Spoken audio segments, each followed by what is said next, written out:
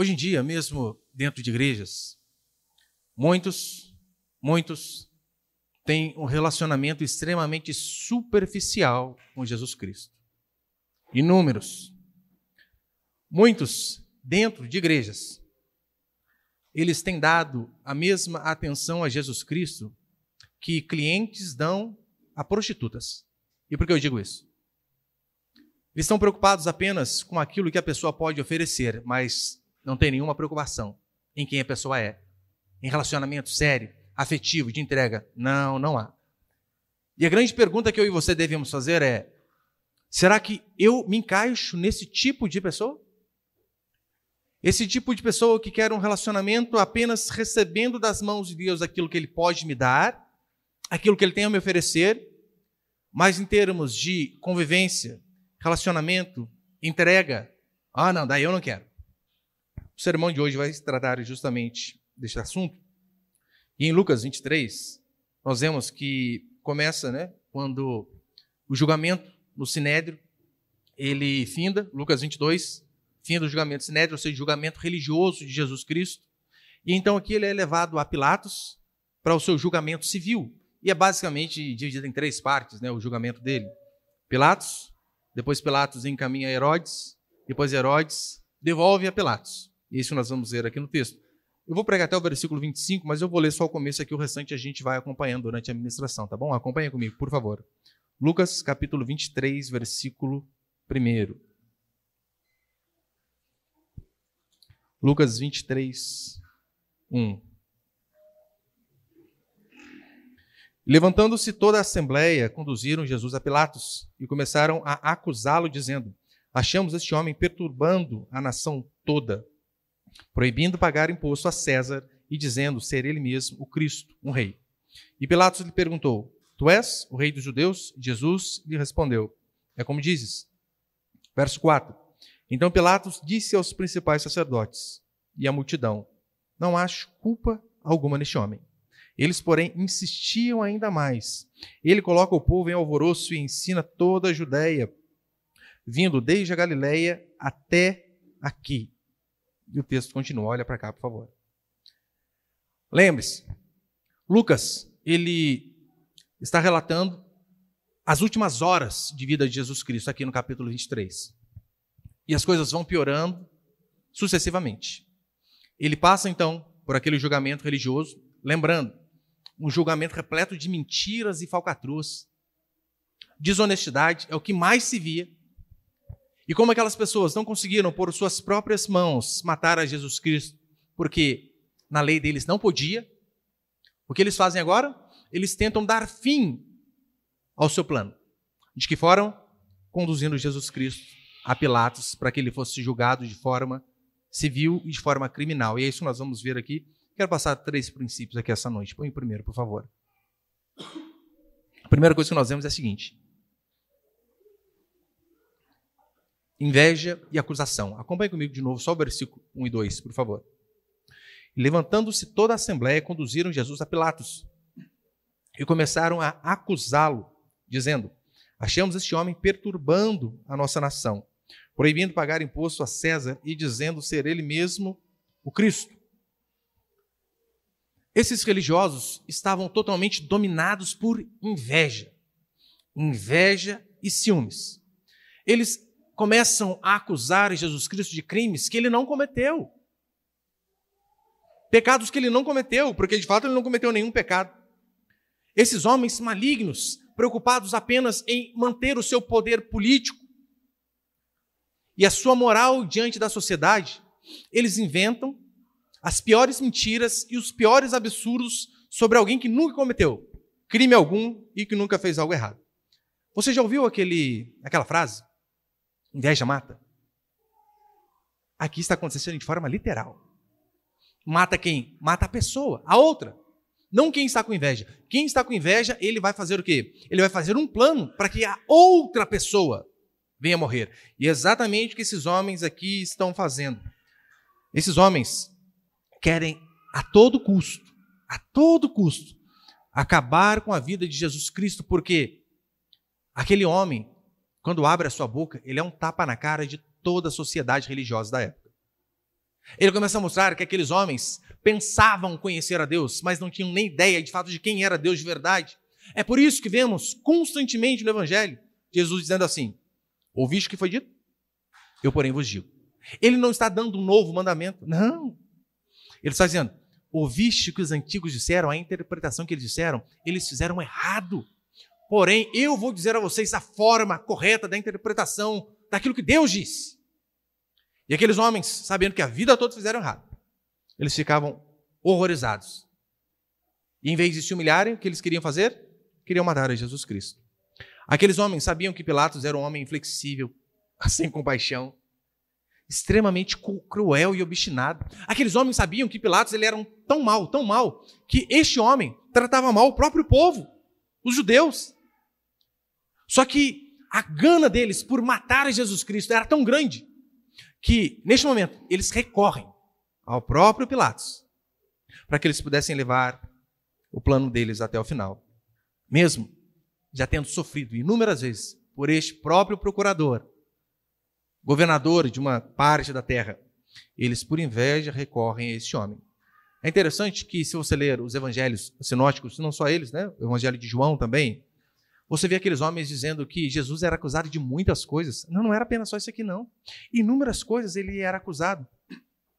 E sabe o que Jesus faz diante de tantas acusações fraudulentas e mentirosas? Diz a Escritura que ele permanece em silêncio. Silêncio. Totalmente diferente de nós. Nós, por vezes, sofremos algumas acusações corretas e queremos o tempo todo debater explicando por que fizemos o erro, cometemos o erro. Jesus Cristo, mesmo estando certo, sabe o que ele faz? Se mantém num absoluto silêncio. Sim, porque, por vezes, o silêncio ele é muito mais eloquente que a melhor das retóricas. Então, ele permanece calado. E quais eram, basicamente, as acusações aqui que Jesus estava sofrendo? No versículo 2 ele vai explicar algumas delas. E começaram a acusá-lo, dizendo: achamos este homem perturbando a nossa nação, proibindo pagar imposto a César e dizendo ser ele mesmo o Cristo, um rei. Perturbando a nação. Se tem alguém que era da paz, era Jesus Cristo. Esses homens, de forma caluniadora e mentirosa, o acusam do quê? Ser um perturbador. É interessante que o termo aqui no grego, né, seja perturbador, ele tem o significado de alguém que quer tirar o povo do rumo certo. O que eles estão dizendo é isso: olha, este homem aí, com essa cara de bonzinho, ele quer desvirtuar o nosso povo do caminho correto. Tanto aquilo que a nossa lei ensina, como aquilo que Roma ensina. Esse tal Jesus Cristo aí, ele quer desviar o povo, quer ensinar o povo a ser rebelde. E qualquer um que leia o Evangelho, ou qualquer um que ouviu a Jesus Cristo pessoalmente, sabe. Essa é uma característica que ele não tinha, era de ser perturbador, de levar o povo à rebeldia. Depois ele diz: olha, este homem está proibindo pagar imposto a César. Mentira deslavada. Em Lucas capítulo 20 eu expliquei isso aqui, lembra? Aqueles homens chegam querendo colocar Jesus na parede e fazem a seguinte pergunta a ele: é lícito pagar tributo a César? Não era uma dúvida que eles tinham. Eles estavam querendo pegar Jesus Cristo em um erro. Jesus Cristo, de forma magnífica, responde: dai a César o que é de César, e dai a Deus o que é de Deus. Ele, em nenhum momento, ele proíbe. E eu usei até para falar sobre a questão do imposto que nós pagamos, seja ao governo estadual, federal, municipal. É justo para que se mantenha a segurança na cidade, é justo. Não é justo o quanto que a gente paga, óbvio, né? Isso não. Mas o imposto é correto. Hoje, no curso de membros, eu falava também sobre isso, também, Romanos 13. Paulo vai dizer: a quem imposto, imposto, a quem honra, honra. Então, eles estavam mentindo, mais uma vez. Eles diziam que Jesus Cristo era um rei. E é claro que, de fato, ele era. Mas eles não explicaram o contexto correto. Ou por conta de uma falta de entendimento adequado, ou talvez por picaretagem mesmo, eles não quiseram expor que Jesus Cristo disse que o reinado dele não era deste mundo. Era diferente. Ele não estava ali para concorrer com César. O reino dele não era daqui. Lucas, ele não registra, talvez, a principal e a verdadeira acusação daqueles homens, que era a acusação de blasfêmia. Esta era a grande acusação que eles faziam Só que por que eles não levam este pecado de blasfêmia para Pilatos julgar? Ora, Pilatos, ele era um governador civil. Então, para eles, coisas relacionadas à lei de Deus não fazia tanta diferença. Se fosse algum crime ali político, alguma coisa em relação à sociedade, daí sim. Mas aqueles homens, sabendo que Pilatos não julgaria coisas referentes à lei, eles vão fazer o quê? Eles pegam no pé justamente dessa parte. Crimes civis. É a mesma coisa, seguinte, imagina que juntam um monte de religioso aí e eles querem que um gay seja preso porque ele é gay. Ora, juiz nenhum tem que mandar prender um gay porque ele é gay. Isso não é crime diante da sociedade. Ele é pecado diante da nossa cosmovisão cristã. Mas dizer que é crime? Não podemos. Era basicamente o que esses homens estavam fazendo. Como Pilatos não vai julgá-lo por conta do pecado diante da lei, que é a blasfêmia, vamos achar algum crime civil, porque assim a gente consegue acabar com Jesus Cristo. E ele foi acusado de ser agitador do povo. Mesmo fazendo bem, foi chamado de malfeitor. Malfeitor. Era muita mentira em relação a Jesus Cristo. Conspirador político. Lembra? Jesus Cristo, enquanto ele pisou nessa terra, ele foi totalmente injustiçado. Quase tudo que ele fez foi totalmente injustiçado. E se o nosso Senhor e Mestre foi injustiçado neste mundo, oh Deus, nós vamos esperar o quê em relação a nós? Vamos esperar que o mundo nos aplauda? Que sejamos ovacionados? Que o nosso nome seja engrandecido aqui? Ora, se o nosso Senhor foi vilipendiado, tratado como escória do mundo, como herege, como usurpador do trono de César, se falaram, inventaram as piores mentiras possíveis em relação a ele, por que acharíamos que conosco, filhos e filhas de Deus, seria diferente? Veja, Jesus Cristo foi perseguido pelos religiosos, pela filosofia grega, pela lei romana, todos, de todas as formas possíveis, o perseguiam. E um dos sinais que eu e vocês estamos, de fato, seguindo o caminho de Jesus Cristo e seus ensinamentos, sabe qual é? Ora, é que as pessoas têm nos perseguido pelo mesmo motivo, ou pelos mesmos motivos. Não se espante de ser um cristão genuíno e a própria religião te perseguir. Ah, lá, ao fariseu, ao fulano. Ah, não precisa de tudo isso. A própria religião o perseguia. Então não se espante se os próprios cristãos nos perseguirem. Não se espante se formos perseguidos pela classe intelectual, artística, seja lá qual for. Não se espante se formos perseguidos pelo Estado.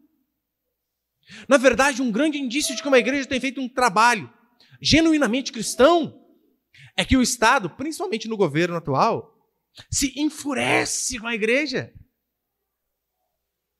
Ora, temos um governo comunista, e como assim irá nos aplaudir? E como assim nos deixará ter liberdade de expressão para falar de fato aquilo que cremos? O pastor André Valadão tem sido perseguido, acho que, se eu não me engano, mandaram que alguns vídeos dele fossem retirados. E eu não gosto de muita coisa dele, mas aquela série de sermão que ele fez lá, né, contra o orgulho LGBT, eu assino embaixo tudo aquilo lá. E por conta de se levantar dessa forma, o que aconteceu com ele?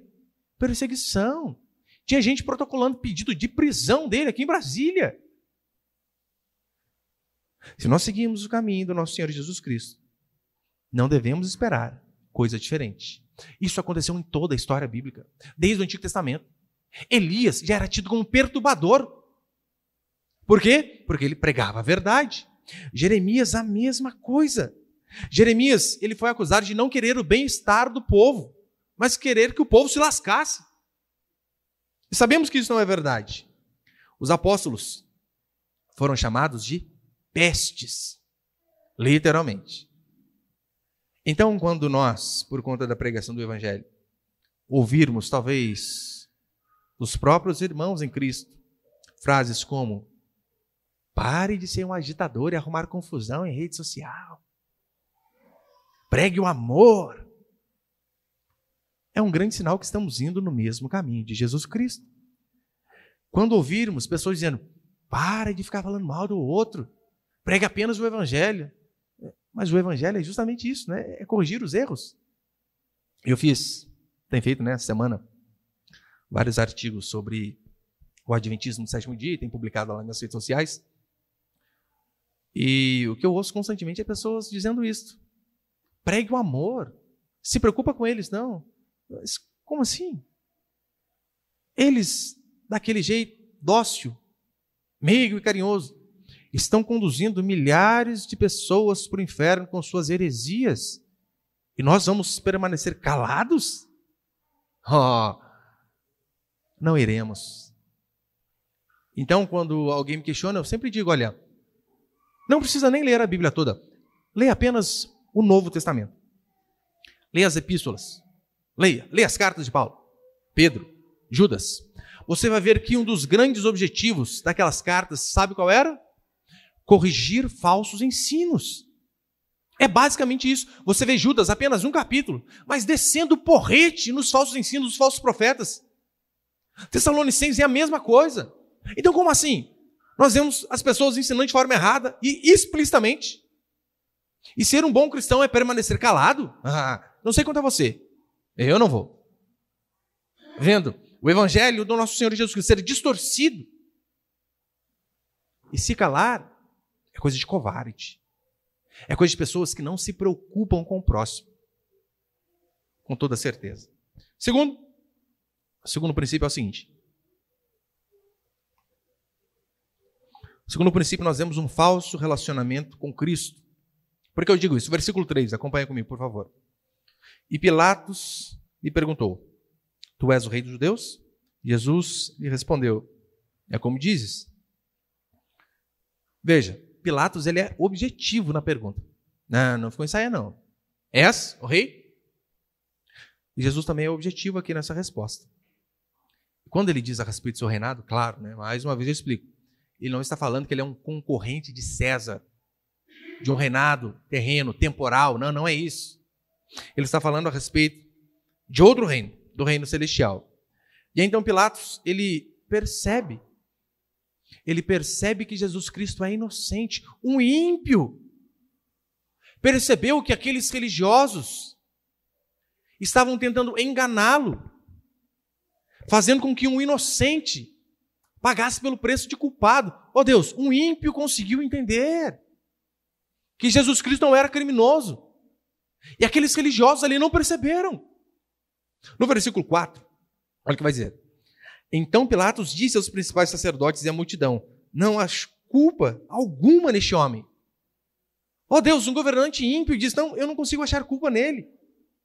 Lembrando, Pilatos não era ignorante. Não, muito pelo contrário, é uma pessoa muito sábia. Mas ele percebeu a intenção maldosa daqueles sacerdotes. A intenção maldosa daqueles religiosos. Aqueles acusadores, eles não estavam preocupados de fato com o trono de César, dizendo, olha, Pilatos, Jesus Cristo aí quer dar o cambau em César, hein? Abra os olhos. Pilatos percebeu, não é essa a preocupação primária deles. Na verdade, nenhuma hora essa é a preocupação deles. Eles estão preocupados apenas com o seu poder político, que eles tinham muito. Estão preocupados com a sua moral diante da sociedade. Só que como ele era inteligente, ele percebeu, são picaretas, sem vergonhas. Em vez de declarar o Jesus inocente, porque ele era, sabe o que Pilatos faz? Manda a Herodes. Ele podia muito bem acabar o julgamento ali, fácil. Olha, não vejo prova nenhuma nele. Acabou, inocente. Ele ia se indispor com a multidão? Claro que ia. Mas o que Pilatos faz? Remete-o a Herodes. Acompanhe comigo o versículo 6 e 8. Do 6 até 8. Ao ouvir isso, Pilatos perguntou se o homem era galileu. Quando soube que era da jurisdição de Herodes, enviou a ele, que também estava em Jerusalém naqueles dias. Quando Herodes viu Jesus, ficou muito contente, pois desejava vê-lo há muito tempo, por ter ouvido falar a seu respeito, e esperava vê-lo realizar algum sinal. Veja, por que Pilatos remete Jesus Cristo a Herodes? Ele poderia ter resolvido o problema do julgamento? Claro que poderia. Segundo a lei romana, um criminoso, que não era o caso do Senhor, mas um criminoso ele poderia ser julgado em duas instâncias, dois lugares diferentes. No lugar em que cometeu o crime, ou no lugar de sua jurisdição mesmo. Olha, fulano é de lá da Galileia, manda-o para lá. E a pessoa de lá acaba julgando. E Pilatos aproveita e diz, eu falei, não vou esquentar a cabeça com isso não, né? Leva para outro. E então Herodes recebe o Senhor, e esse Herodes aqui é o mesmo Herodes que mandou João Batista ser decapitado no cárcere. Lembra? Herodes Antipas? Né? Tinham 3 Herodes ali, esse aqui era o que mandou João Batista ser decapitado. Porque ele dizia, né? Olha, esse Jesus Cristo aí, ele é João a quem ressuscitou. E veja, como nós lemos aqui no versículo 8. Herodes, ao ver Jesus Cristo, se alegrou. É hoje que eu vejo um milagre. É hoje que eu verei alguém fazer uma mágica diante dos meus olhos. É hoje que eu verei algo. Todavia, esse interesse dele por Jesus Cristo não era um interesse genuíno em relação a quais ensinos este homem professa. Quais acusações ele tem recebido? Não. Qual é a sua função aqui na terra? Não era essa a preocupação de Herodes. Herodes, ele queria apenas ver um sinal, algum espetáculo sobrenatural. Infelizmente, este é o nível de relacionamento de muitos cristãos com Jesus Cristo. É basicamente igual Herodes aqui. Eles frequentam a igreja? Frequentam, mas frequentam apenas para ver um certo milagre. E a maioria, quando consegue, sabe o que faz? Vai embora. Oh Deus, eu já vi diversos. Vem para a igreja todo arrebentado, filho nas drogas, casamento acabando, doente. Oh, eu preciso de um milagre. Aí Deus cura, some. Uma vez fui orar por um irmão que estava internado no isolamento, no hospital aqui de nossa cidade, com tuberculose. E ele falou, pastor, o senhor vem? Eu falei, vou. Depois que eu fui saber o quão contagioso era o negócio, ainda bem que eu não soube antes, senão talvez não tinha ido. Não. Fui. E pela graça de Deus, o Senhor curou. Eu lembro que eu chegando lá no hospital, né, o povo parecia, os enfermeiros, aquela roupa que parece, sabe, acho que é apicultor, né, que vai pegar abelha, tudo branco. E, gente do céu, o negócio é feio, hein? Né? Antes da Covid, terrível. Aí depois da cura, ele veio 2 cultos, 2 ou 3, se eu não me engano, foi embora. Nunca mais. Este é o nível mais ou menos que alguns querem se relacionar. Eles são preocupados apenas em ver um sinal, em ver um milagre, em ter aquilo que eles tanto desejavam, aquele pedido atendido. Querem ser alcançados por uma cura, usufruírem de uma prosperidade, porque é claro, não somos neopentecostais, mas acreditamos que Deus prospera. Desde que você trabalhe de forma honesta, de forma justa, seja fiel a Deus, gaste menos que você ganha, é óbvio que Deus prospera. Nós cremos nisso. Só que muitos vêm apenas para mudar essa situação. Mudou também, vai embora. Eles querem a bênção que vem das mãos do Senhor, querem um milagre que vem das mãos do Senhor, mas não querem nenhum tipo de relacionamento. Como eu falei no começo do culto. Pessoas assim estão dando o mesmo tratamento que clientes dão à prostituta. Estão preocupados apenas em usufruir dos prazeres ou das bênçãos que essa pessoa oferece, no caso, o nosso Senhor, sem querer nenhum tipo de relacionamento, sem nem querer saber de fato quem Ele é. E é claro que é um tipo de relacionamento totalmente errado. E terceiro e último para encerrar, põe ele, por favor. Terceiro princípio, precisamos de coragem. Eu e você, como cristãos, neste mundo caído e podre ao qual nós vivemos. Nós vamos ver aqui do versículo 13 em diante. Versículo 13, acompanha comigo aí. Então Pilatos convocou os principais sacerdotes e as autoridades do povo e disse-lhes, vós me apresentaste este homem como agitador do povo, mas interrogando-o diante de vós, não achei nele culpa alguma naquilo que o acusais. Versículo 15. Nem Herodes, pois o mandou de volta. Olha que interessante, Pilatos o julga e diz, não há crime. Manda para Herodes. Herodes dá o mesmo veredito. Não há. Não há nada que diga que ele é um criminoso, digno de alguma pena, muito menos de morte. Absolutamente nada. Pilatos, ele reconhece aqui pela segunda vez que Jesus Cristo é inocente e depois ele vai reconhecer uma terceira vez. 3 vezes esse homem diz, Não há culpa nele. Não há. Não há culpa nele. Ele é inocente. E mesmo assim, Pilatos, vendo que aquele homem era inocente, mesmo Herodes, sabendo que aquele homem era inocente, eles tentam se justificar para punir a Jesus Cristo e agradar o povo. Foi a mesma coisa que Herodes fez quando ele foi julgar João Batista. A mesma coisa. Diz a Escritura que Herodes, ele ia ao cárcere, ele gostava de ouvir João. Ele ouvia João, ficava comovido. Mas depois que ele ia junto com o povão, ele, não, puxa, eu tenho que ficar junto deles. E então ele manda matar a João a contragosto.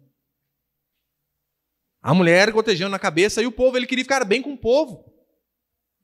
Herodes age dessa maneira com João Batista e Pilatos faz a mesma coisa.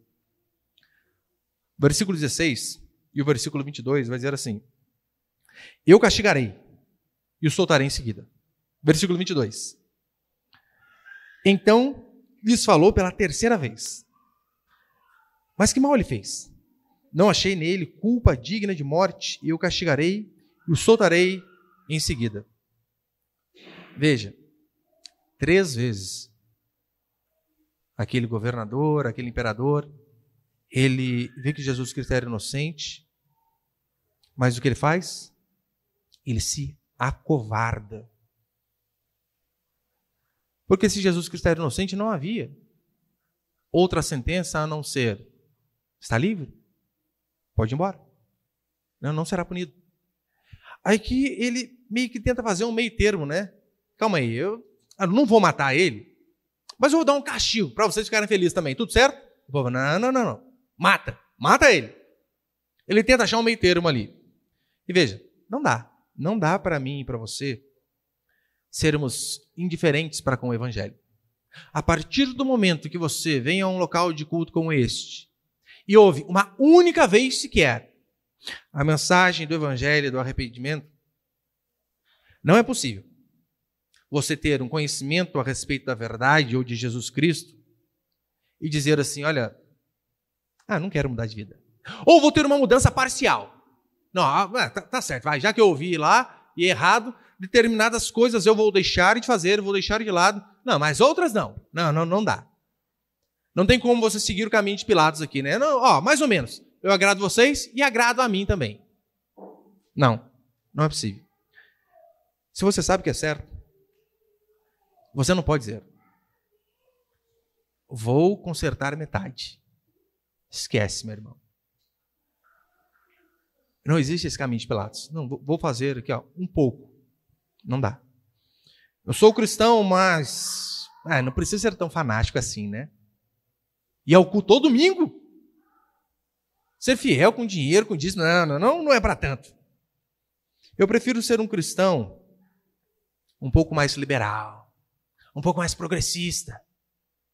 Acredita no Evangelho, sim, mas, desse jeito que esse povo aí, doido, radical, acredita. Lavar as mãos diante da verdade não cola.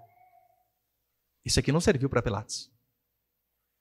Em Romanos 1, Paulo vai dizer que mesmo sem ouvir o Evangelho, todos vocês aqui, vocês não têm desculpa nenhuma para o pecado. Nenhuma. Não adianta você vir com aquele papinho: mas a tentação foi maior que eu. Mentira! Você está pecando de novo, sendo mentiroso. Todos nós aqui não temos desculpa nenhuma em relação ao pecado. E ainda que você nem ouvisse o Evangelho como desta forma aqui, pregado de forma mais positiva. Paulo, em Romanos 1, ele vai dizer que o homem é indesculpável diante de Deus. E sabe como ele diz que o homem é indesculpável? Ele diz: olha para a criação. Olha para a criação. Você é obrigado diante de um mundo perfeito desse. Esses planetas orbitando em torno do Sol. E não se bate, não se choca. A complexidade da nossa Via Láctea, a complexidade do nosso planeta. A Lua, no seu exato lugar. Nem um pouco para frente, porque tsunami todo dia, nem um pouco para trás, para as águas apodrecerem. O Sol no seu exato tamanho, a Terra no exato tamanho, a distância. Todas essas coisas fazem de mim e de você indesculpáveis, mesmo sem nunca ter ouvido o Evangelho. É por isso que Deus não vai ter por inocente aquela pessoa que diz: Eu era surdo. Ou nunca entrei numa igreja. Romanos 1, Paulo vai dizer, os atributos invisíveis de Deus, tanto o seu eterno poder, se reconhecem desde o princípio, desde quando as coisas foram criadas. Por isso, ó homem, tu és indesculpável. Pilatos tentou fazer uma meia-culpa. Para Deus não cola. Pilatos, sabendo que Jesus era inocente, tentou ali, né? Vou consertar um pouco. Não adianta. Eu e você precisamos ter coragem, a qual Pilatos não teve. Porque se coloque no lugar dele.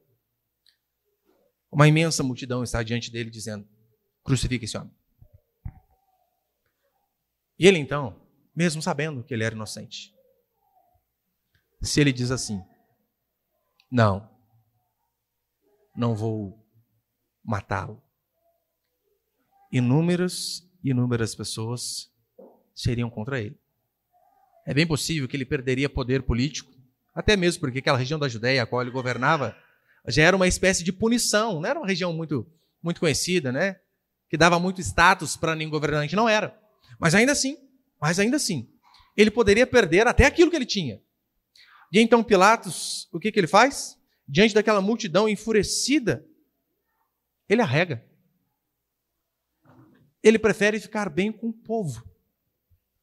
Ele prefere fazer com que o inocente fosse condenado a fazer aquilo que é justo, aquilo que é correto. Quantas pessoas hoje sabem que se posicionarem de fato em prol da verdade da Escritura, todos nós seremos extremamente perseguidos, vilipendiados, multidões assim como essa vão se levantar contra nós? Claro que vão. Pilatos não teve coragem. Você sabe, por vezes, ser um cristão é arrumar o problema com a própria família. Cristão de verdade, eu digo. Não é esse Nutella, não. Cristãos genuínos, a pessoa que converte de verdade, oh Deus. Eu já vi pessoas que foram colocadas para fora de casa, simplesmente porque disseram, não, agora eu sou evangélico. Eu não tive esse problema, graças a Deus, mas para minha família foi um choque tão grande. Eu fui a vida inteira criado no catolicismo romano. Coroinha em várias igrejas de Aparecida do Norte. Aí, de repente, surge um crente? Como isso? Mas você não está disposto a aguentar essas provocações, tribulações e aflições? Seja um cristão genuíno e a sua família, vai se levantar contra você. Os amigos vão se levantar contra você. Toda uma sociedade vai se levantar contra você. Pilatos, sabendo que Jesus Cristo era inocente, mesmo assim, sabendo que seus acusadores eram culpados, ele preferiu agir contra a própria consciência. Não há nada pior do que isso. Agir contra aquilo que você sabe que é correto. Ir contra a sua consciência que está gritando errado, errado, errado. E mesmo assim fazer. Você pode ter o colchão mais caro do mundo. Você nunca vai ter paz o suficiente para dormir. Não vai. Ser desonesto não nos traz paz. Esse homem ficou com medo de tomar uma decisão impopular, e de fato era. Totalmente impopular. E além do mais, a Escritura vai dizer que a sua esposa teve um sonho, lembra? A esposa dele tem um sonho disso. Pilatos, não te meta com esse homem. Muito angustiada eu fiquei à noite. Não te meta com esse justo.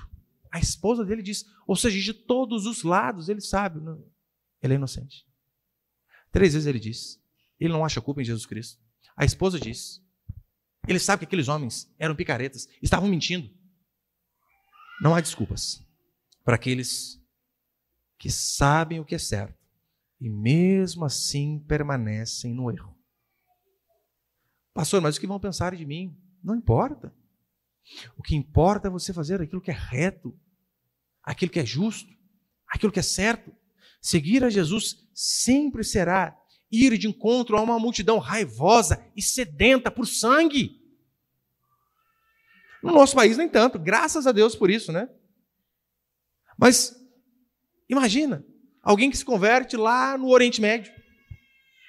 Se não for morto, é colocado para fora de casa. A família não está nem aí. Ah, virou cristão? Não é mais filho. Nós sofremos bem pouco perseguição. A pergunta que eu e você devemos fazer é: o que é certo? O que é a verdade? E se a Escritura é a verdade, jamais devemos nos acovardar por tomar o posicionamento segundo a palavra de Deus, independente das consequências que venham sobre as nossas vidas. Ainda que soframos, ser covarde não. Apocalipse, capítulo 21, versículo 8, olha o que a Escritura vai dizer. Mas quanto aos covardes, incrédulos, abomináveis, homicidas, adúlteros, feiticeiros, idólatras e todos os mentirosos, a sua parte será no lago ardente de fogo e enxofre, que é a segunda morte. Qual é a primeira palavra que ele diz? A primeira característica? Quanto aos covardes. É interessante, ele coloca covarde junto com o incrédulo, abominável, homicida, adúltero, feiticeiro, idólatra, todo mentiroso. Covarde. Nós só estamos aqui hoje porque homens de Deus foram corajosos para sair de suas terras, enfrentar uma mata chamada Brasil, cheia de doenças, pestes para tudo que é lado, para trazer o Evangelho. Nós não descendemos de um povo covarde.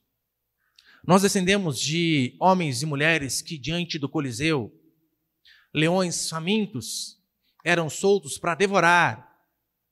Homens, mulheres, crianças, mulheres com crianças de colo. E mesmo assim, diante da morte, eles não negavam a verdade.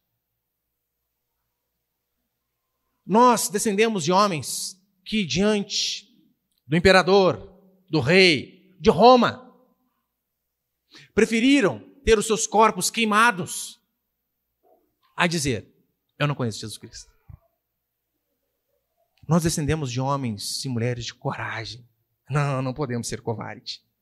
Pilatos, sabendo da inocência de Jesus Cristo, sucumbiu à pressão popular. Foi um frouxo. Quanto a você, meu querido irmão e irmã,